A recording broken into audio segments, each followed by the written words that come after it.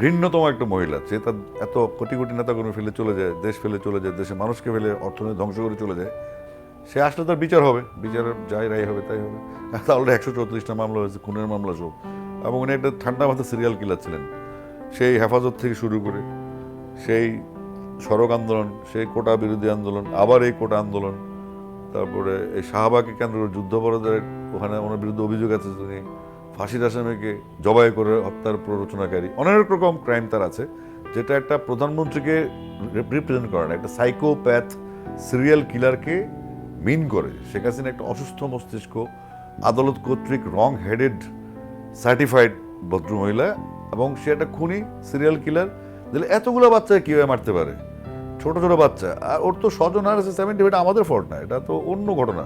সেটার সাথে তো এই বাচ্চাদের জান দেওয়ার কোনো মানে নেই।